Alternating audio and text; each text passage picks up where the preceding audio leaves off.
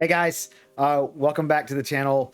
Today I'm going to do something just a little bit different. I actually got to talking to my good buddy Roar last night after the AMA, and we were like basically just geeking out about everything, all the information that we had just gotten, and we thought, hey, let's do a collaboration. Let's talk about it together and record it and upload it on our channels. So that's what we've done. The format of this video is going to be very similar to what Fane and I were doing back towards Alpha 1, where we picked out like the 6 best topics from the AMA, and then we're going to do 3 of those topics right here on my channel, and then there's going to be 3 more of the topics over on Roar's channel, and of course there's going to be a link to each other's channels in the description of both videos, and so you guys can go over there and watch the other 3 questions if you enjoy this format and us just basically geeking out about Ashes of Creation and the AMA and everything that was going on. So I hope you guys enjoy this format, and let's just get into it. So let's go with the very first question that really stood out to me. Somebody asked, can we get a more concrete list of the professions and which artists and classes they belong to? And Stephen went ahead and dropped a megaton warhead on our foreheads. Just ridiculous. And just said, you know what? He went all F it, we'll do it live on us, and and just straight up told us the 22 classes. And not only that, but he did it very, very rapidly, and I wish I could show you guys my notes on that, because like nothing is spelled correctly. I'm like furiously typing, trying to get all those in there.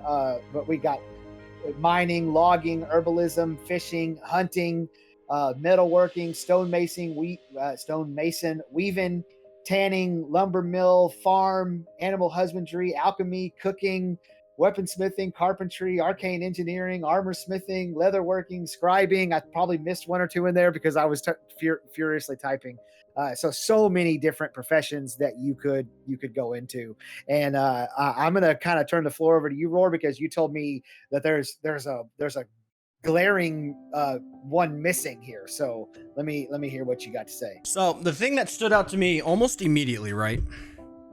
And I know that this is gone because I have a friend of mine in my Discord who has been talking about this forever. This is what he wants to do. Like, this is his whole world. And we just got the recent update for this massive naval content. Shipbuilding has disappeared from that list. Unless they worked it into carpentry, which doesn't really sound like carpentry to me.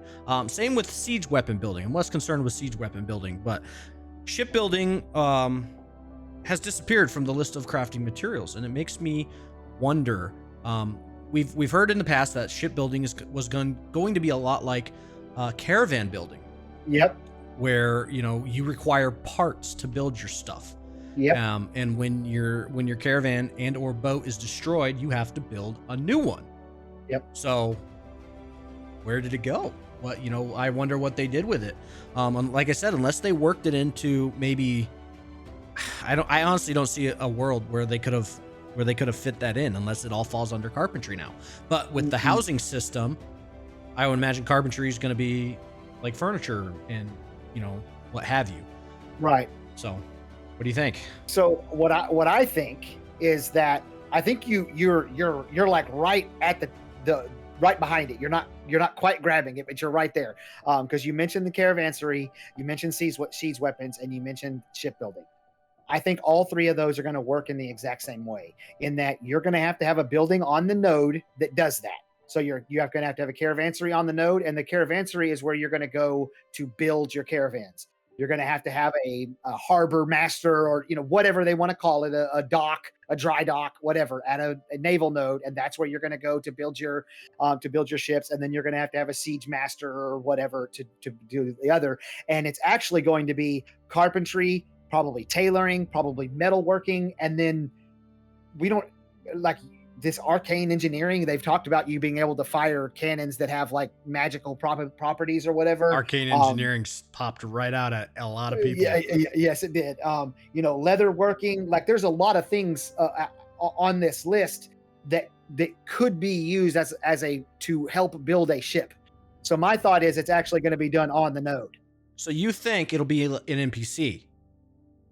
and we'll have to build the parts separately and then take them to somebody. Yes. You'll take them to the guy, or you'll tell the guy, hey, this is what I want to build, and it'll pop up a UI, and it'll tell you everything you need to fill, and then you can take things to him as you get them, and once you fill out the entire list that he has there, then you get a caravan or a ship or whatever. That's because the shipbuilding stands out as not being there, as not being there, but not any more than the caravansary not being there or a siege weapon not being there. So that makes me think that it's got to be done on the node. And since we played Alpha 1 and we kind of know that the caravansary was done on the node, that kind of led me to go down that route when I was thinking about it. So that's what I think. That makes a little bit more sense. I just thought it was because like I said, I got a buddy who's just, I want to be a shipbuilder. I want to be a shipbuilder, talking about it all the time, and I'm gonna break his poor little heart, essentially. But it stood out to me, especially because there's been a lot of naval content talk lately, and then to see them not mention shipbuilding, I just wonder why they decided to swap it out, and go this way. Maybe it's just I honestly don't know. I mean, well, you would increase the importance of naval nodes and putting the right buildings on naval nodes by doing this. That's just an idea, but yeah, that's great, man. So the next thing I want to talk about, Stephen was asked, assuming that staves are melee weapons, could you explain briefly what are the main differences going to be between orbs, wands, and spell books as magical ranged weapons? And very quickly, Stephen basically said that there's going to be both melee staves and magical ranged staves. So you can be like a monk, or you can be like Gandalf. You can do either one as far as how you're going to use a staff. And then he talked about the orbs, wands, and spell books. And he said that the thing that was going to separate them, differentiate them from one another, is the weapon passive skill tree. And that led me to a question, because it's something that I've been kind of thinking about here lately, especially as they've talked more and more about the weapon passive tree. Steven's mentioned it 4 times or whatever over the last year of live streams. Am I going to have a pool of points to go into passive weapons, and that is shared across all the different weapon types that I can use? Or am I going to have, I have 10 points and I can put 10 points into orbs. I can put 10 points into wands and 10 points into spell books. And then, but not, I'm not sacrificing one for the other. And so if I do that, could I, have it where my orb line focuses more on dot style gameplay, and my wand line focuses more on burst style gameplay, and my spellbook wand line focuses more on crowd control, controlling the battlefield or whatever? Can it be done that way, or you're going to have to pick and choose which one you want? And then as a secondary question to that, because I want you to answer both, do you think that would also apply the same principle of the orbs, wands, and spellbooks would apply to short swords, long swords, scimitars, and falchions, or do you think that all swords will just be one passive tree? That's a lot. Yeah. There was a question I saw go out in chat right as he was talking about this, and kind of along the same lines was, if I play a rogue, will I be able to use backstab with a mace instead of a dagger? Okay. And kind of along the same lines. And, you have to think about if, like you said, specific weapons are tied to specific play styles. Mm-hmm. Would a rapier focus more on piercing attacks and stabbing attacks versus a longsword would focus more on slash? Or is a sword just a sword and they all kind of do the same thing? I was really glad to hear that the staff would have melee and or a spellcaster effect. Monks are super cool, so having be Donatello in there with your staff sounds like a dream. But I honestly I don't have an answer. I really don't. I would like there to be. I wouldn't. I don't necessarily think I like the idea of being locked in. Like if I play spellbook, maybe the spellbook means I cast spells faster or something, you know, and I don't want to be locked into that style of gameplay where, like you said, if I use like a magic orb, then now my spells do damage over time, or if I use a staff, maybe my spells have a higher crit chance or whatever, Right. and locked into specific skill and passive sets per weapon. Or if I want to be, you know, a crit mage, I can do it with any spell weapon because I have a pool, like you said. Right. I think I would rather have a pool of stuff, but then you got to think about that class fantasy, like you said. I wouldn't expect a rapier to do what a longsword would do. I wouldn't expect a staff to do what, you know, an orb would do. I don't know. So it's from a class fantasy standpoint, it doesn't make sense, but at the same time, I would really like that freedom to just kind of play the way that I want, because we already know we're getting these crazy spells. You're gonna have class abilities, you're gonna have weapon abilities, and you can kind of create what you want to create. But you know, Vladis says this a lot. We both know Vladis, that he doesn't like the idea of weapons having the weapon defines your style. And Right. I kind of, you know, that's kind of like I said, what New World does. Like if you equip longsword, you can only do one thing. So Right. it's and it fulfills a class fantasy, but after you do the same sword attack 85,000 times in a row, like you're only doing one thing, it gets really old. So I don't really know. What do you think? Uh, I mean, yeah, I see what you're saying. Um, man, that the way you worded that made it hard to answer. Um, I think that I'm not sure that there's going to be abilities tied to your weapons. That's why it's called a weapon passive tree. It's passive. The way Steven has explained it is have okay. If they're talking about weapon skills, I don't remember that. And maybe there is. Um, and actives. Okay. Okay. Well, so Steven has explained it in the past that your basic attack. Right. Right. Yeah. No, that's one of the beautiful things is none of us have played the game, so we're all speculating. Uh, so yeah, it could be either way, where the weapon you choose literally just informs your basic attack, and then your passive choices within that basic attack determine what effects go on the basic attack, which is the way I understood Steven to have said it. Like, you know, you could choose to go daggers, and then you spec into the line on the dagger that makes your daggers cause lots of bleeds, and then because you're a rogue, you have a bunch of abilities that do enhanced things because your target is bleeding. So you're creating that synergy. That's the way that I understood it. But if there are active skills for the weapons as well, that's great. That's similar to ESO.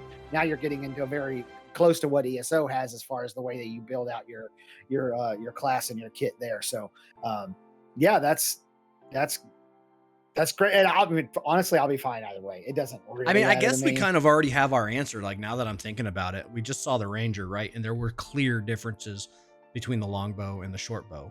So I guess it's just going to be pretty close to imagine that there will be differences between a spellbook, a staff, and an orb. So Right. That's what they need to do. They need to differentiate, like, with the passives, and then, like you said, the short bow and the long bow. Like the difference between the movement skill of the movement ability of Steven whenever he had the longbow versus when he had the short bow was really stark. So if they can just do that with the different weapons, it'll be great.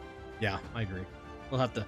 I mean, and apparently we're going to see it pretty quick here. So Yeah, boy, he kept saying it's going to be relatively soon. I'm like, Steven, just say that you're going to show us some Cleric gameplay in the next live stream. Just say it. You don't gotta be coy about it. But I understand why he does it. So let's get let's get into the granddaddy of them all. You and I both agreed before we even started doing this that this was the kind of the showcase answer of this AMA. So Stephen was asked, if a node gets destroyed in a siege or due to atrophy, so basically if a node gets destroyed, will it leave behind any evidence, i.e., physical ruins or NPC dialogue in other towns? And Steven again just was like, you know what? I'm just going to go ahead and just just drop a nuclear bomb right on y'all's foreheads. And so he talked about, well, first off, he mentioned that there's something that they are calling the node proper, which is the space that the node, the city itself actually sits on, which I think all of us who were in Alpha 1 or watched Alpha 1 gameplay, you know what that is. It was kind of a circular shape, and the node itself was bigger than that. Right. Yeah. The node itself and the zone of influence of the node was actually bigger than where the city went, but there was a spot where the city was. And so he said the node proper, that's what they're going to call it, would have like remains, destroyed stuff and whatever, and that those zones would be treasure zones where you would go dig up stuff that was left behind by the people who got destroyed, and the quality of that stuff would be based on how high of a level the node was. Also, how long this area would remain like this would be based on how high the level the node was, and that it would not be something where you would just run in and click on a chest and you would have something to run out. It seemed like there's going to be some type of a mini game as far as both detecting it and digging it up. So it's going to take time to be in there, and it's going to be a full PvP, no corruption when you kill somebody zone. So they're creating like a conflict zone where there's treasure and resources and stuff for players, where you're going to have to actually go in there knowing that A, if you're going to come out of there with anything, it's going to take you some time, and B, anybody else that comes in there with you is going to want what you got. So that was just an insane answer, and I just kind of want your like immediate reaction to all of that nonsense. So like my initial thought was like, we've all seen these movies of war, right? Where like after the aftermath of a bloody battle, like there's the scavengers that come out of the woods and start just picking through people's pockets and taking the treasure, and then somebody from the opposing side, like they both see each other at the same time and like have to, like one guy's carrying something super shiny and the other guy wants it, and it just like that's what I envision. And it's just, it adds a whole new layer to node destruction, because we keep hearing about like one node has to die for another one to rise. One node has to die, because if the attackers destroy it, they get a bunch of stuff, and if the losers, that's the gold dump, that's the resource dump, and right. that's what drives the world to change. So we keep hearing that, and that's exciting in itself if it works. But this just adds a whole new layer. Like, one, I'm a big PvP guy. I love PvP. So.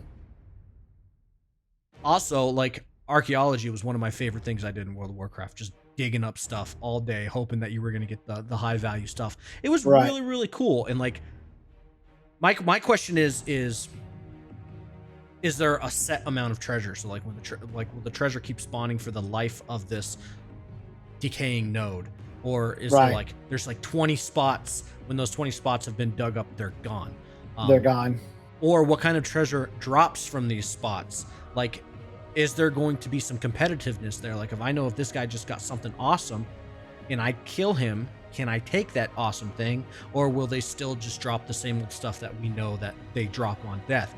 So there's a lot of questions, and like, I can definitely see myself hanging out in this area for as long as I can, because like, right, that is excitement to me, just yes. scavenging around while it's contested. It's like the best of both worlds. So I'm all for it. That was my favorite announcement of the day. That's right up my alley for gameplay. Like, that's my thing right there.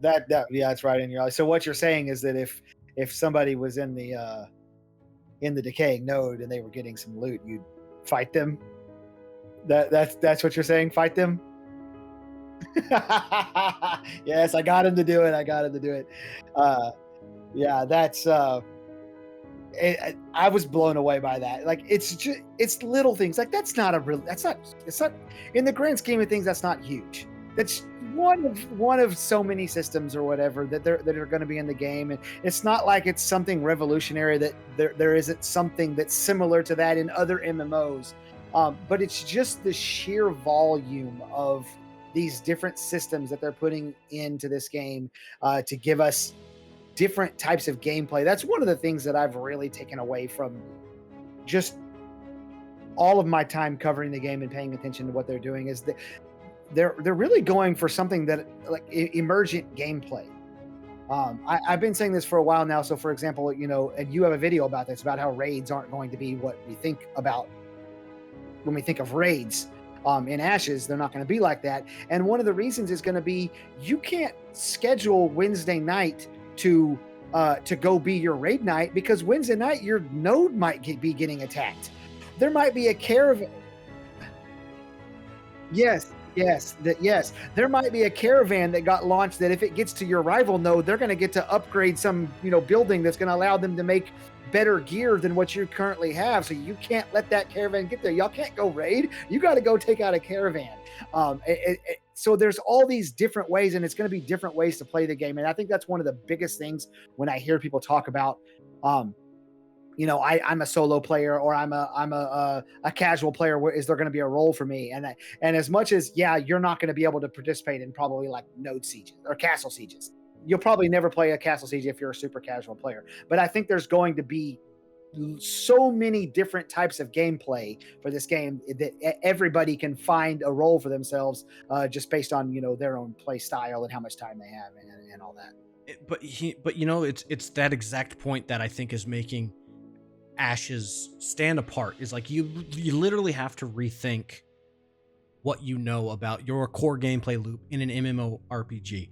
Mm-hmm. In World of Warcraft, it's pretty simple. You log in, you do some Mythic Plus, you run a raid, you might go do a transmog run or a mount run, you do your dailies that you're required to do to be relevant, and then you log off. Like, that's what's on people's minds, is how am I going to get this raid lockout done for the week? And it's like that in a lot of games. And Ashes of Creation is doing it differently because you live in that world.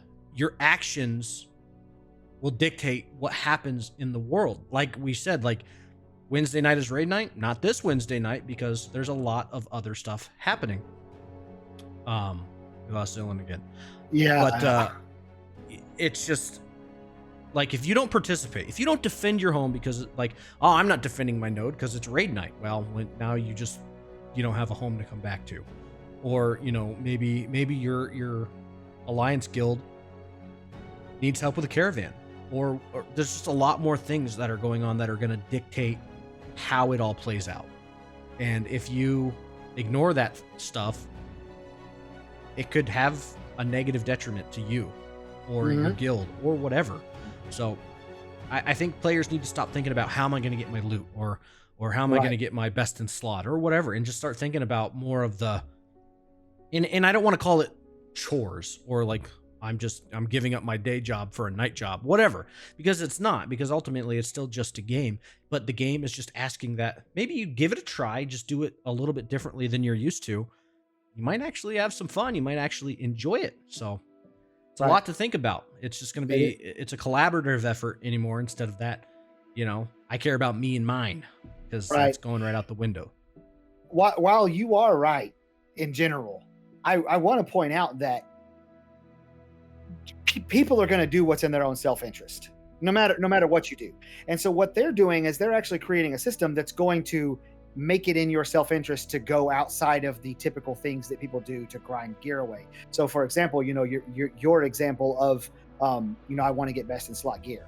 Well, if you let that caravan that's providing all the materials that your rival node needs to level up, and once they get ahead of you in level, they lock you out and you can't level up, and now you're not going to be citizen of a high enough level node to be able to put in the high enough level forge for the blacksmith to be able to make your best in slot gear. So now it becomes in your best interest to not grind raids all night long and actually go try to stop that caravan or whatever. So they've actually made a system where they've encouraged you through your own acting in your self-interest to go and step outside of that comfort zone. So it's gonna be incredible.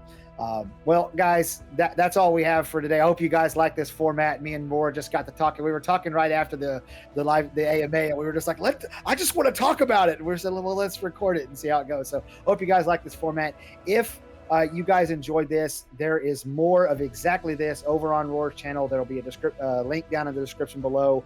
It's exactly this, just 3 separate questions that were asked, but him and I having the conversation. So go over there and check them out, and I'll see you guys in the next video.